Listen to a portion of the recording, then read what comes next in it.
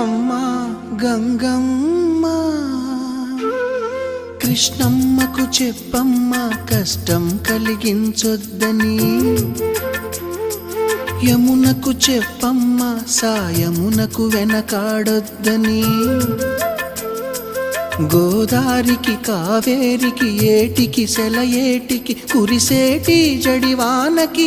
దూకే జలపాతానికి నీతో బుట్టులందరికీ